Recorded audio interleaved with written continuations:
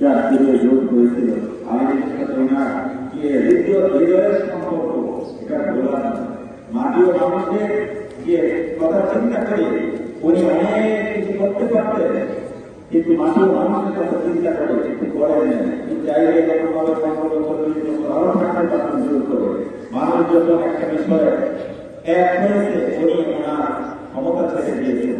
এরকম কয়েকজন আসতে পারে ক্ষমতার ত্যাগ ছেড়ে দেওয়া, হ্যাঁ, সব কিছু মেনে নেওয়া মানুষের দিকে তাকিয়ে আরেকটা বিষয় দেখে পার্থক্যটা দেখে কেন ওনার জন্য দোয়া করবেন না? কিন্তু দেশের মানুষ দেশকে ভালোবাসে, মানুষকে ভালোবাসে, ভালোবাসার প্রমাণ মুখে বললে হবে না। এই যে এত অত্যাচার হলো, নির্যাতন হলো তার উপর, উনি কিন্তু দেশ ছেড়ে চলে যান। উনি বলেছেন এই আমার ঠিকানা আমার বাড়ির ঠিকানা নেই, এই দেশে আছে, এই দেশে মরব। আমার একজন মানুষ এই দেশের ভালোবাসার কথা বলে। বিসমিল্লাহির রহমানির রহিম। আমরা আজকে একত্রিত হয়েছি, আপনারা জানেন যে আমাদের বাংলাদেশের তিনবারের প্রধানমন্ত্রী, সারা বাংলাদেশের মানুষের হৃদয়ের স্পন্দন, আমাদের আবশ্যের নেত্রী দেশনেত্রী বেগম খালেদা জিয়া আজকে প্রায় 2 সপ্তাহের উপরে মৃত্যুর সাথে পাঞ্জা লড়ছেন। এই 2 দিন আগে কিছুটা উন্নতি হয়েছিল, আজকে আবার তার স্বাস্থ্যের অবনতি হয়েছে।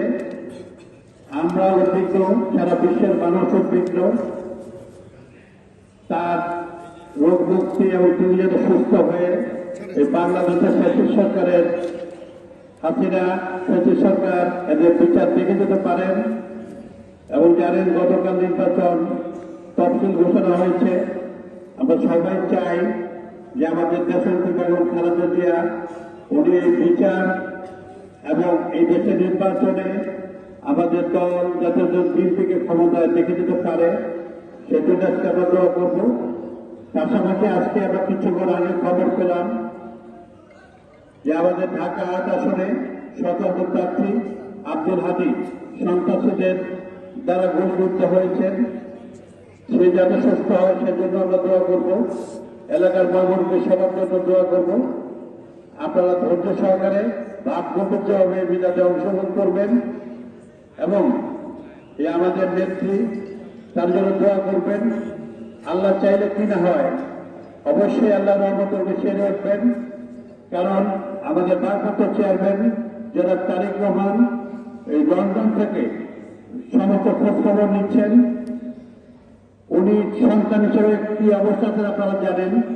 আল্লাহ যেন তাকেও এই দুঃসময়ে আল্লাহ যেন তাকে বিশেষভাবে তাকে সুস্থ রাখে, যাতে দেশ এবং তার মা সব জায়গায় খবর রাখতে পারে।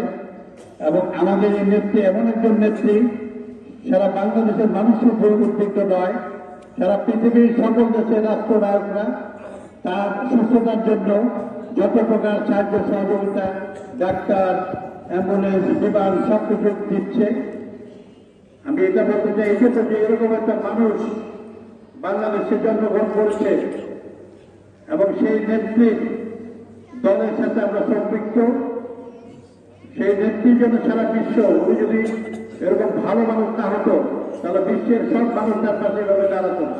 আজকের দলমতের সাথে আমাদের অনেকের সাথে অনেক মতভেদ, কিন্তু একমাত্র ব্যতিক্রম আবাসী নেত্রী বেগম খালেদা জিয়া, তার ব্যাপারে সারা বাংলাদেশ কিন্তু এক হয়ে গিয়েছে।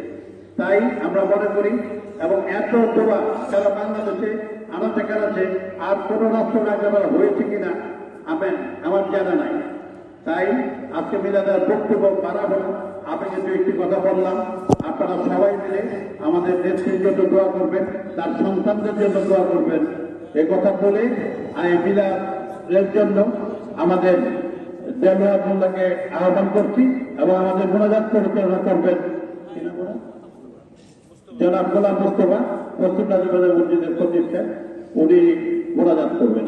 এখন আমাদের মিলাদ করবেন আমাদের দেলোয়ার হোসেন মোল্লা।